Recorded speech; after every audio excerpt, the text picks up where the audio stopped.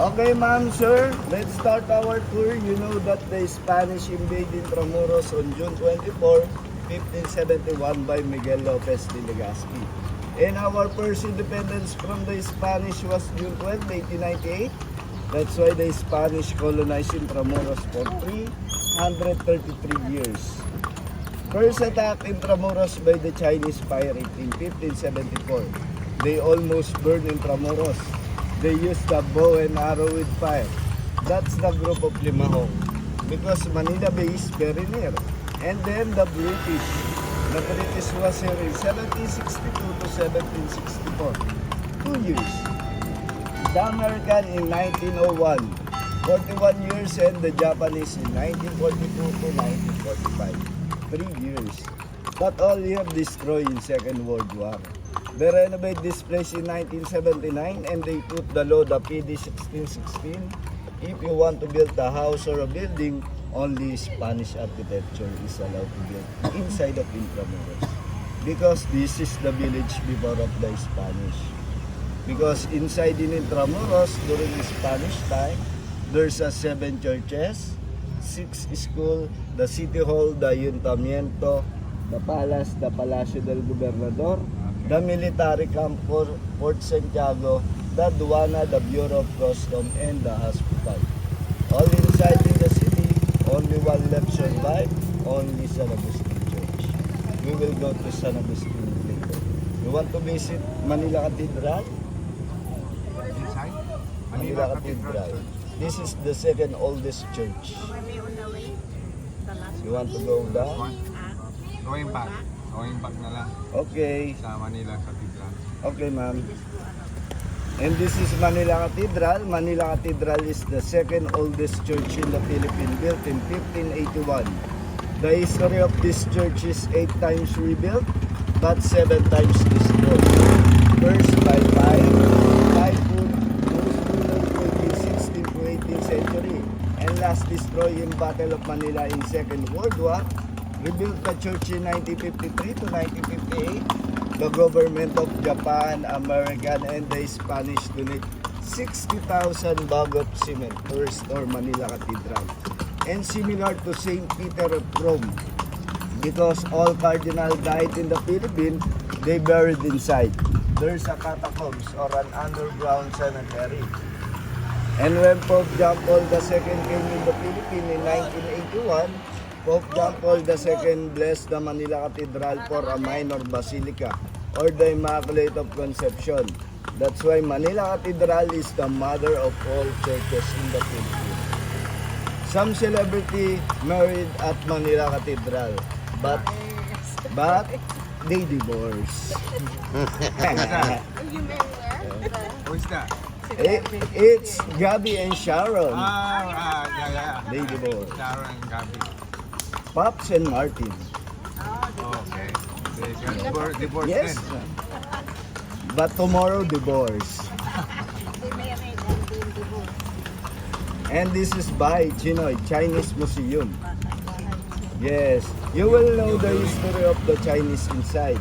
Because the first immigrant in the Philippines was all Chinese. During 1400, Chinese already seen here.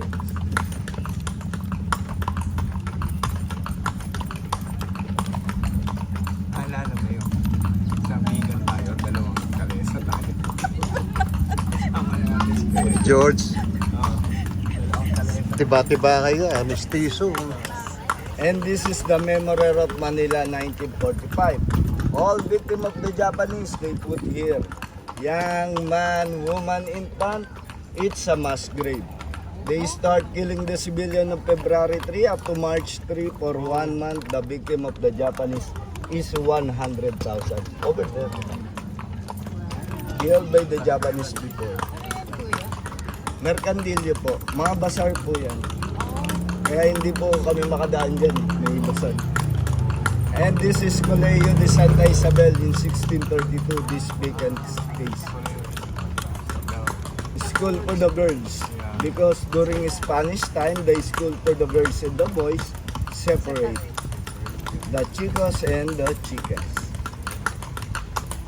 And this white building at the right side, This is they call the San Ignacio Church and Convent in 1878.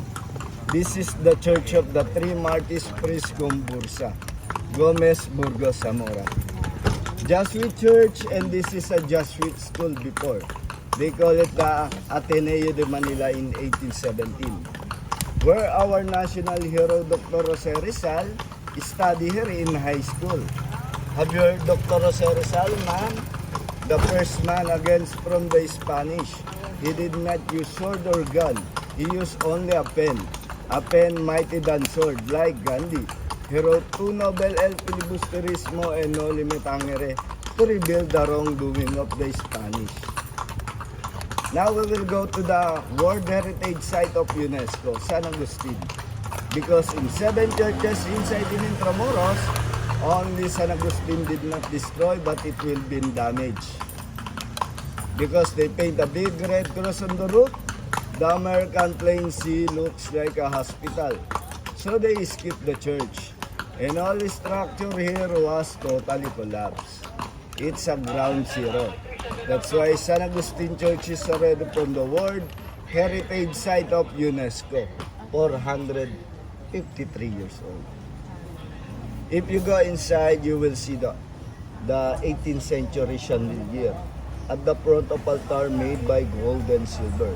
And the founder of Intramuros, Miguel Lopez de Legazpi, they buried at the left side of altar. And if you look up the ceiling, it's look like a curve, but it's all flat. It's a painting. 2 Italian artists did that paint, Abelore and Medela. There's a 3-dimension painting. Opo, mamaya Wait lang, wait lang. matras. Yun. Salamat.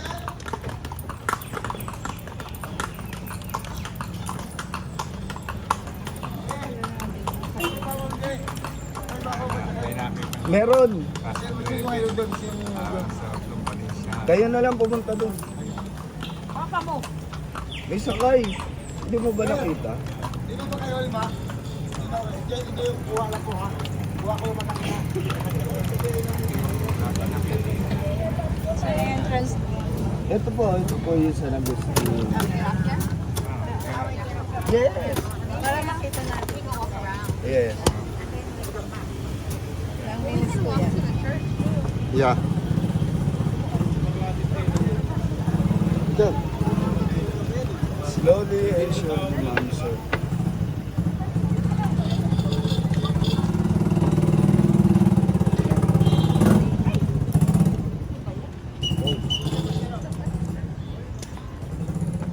Come on.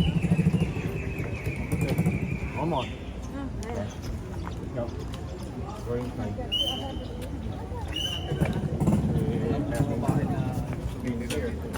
Meron.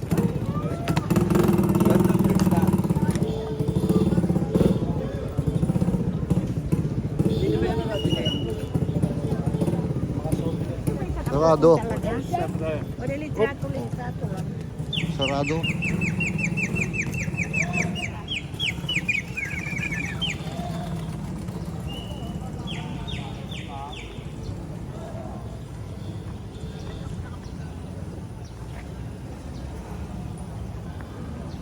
Ay, pinagbibili ang bugong bilya. Hindi.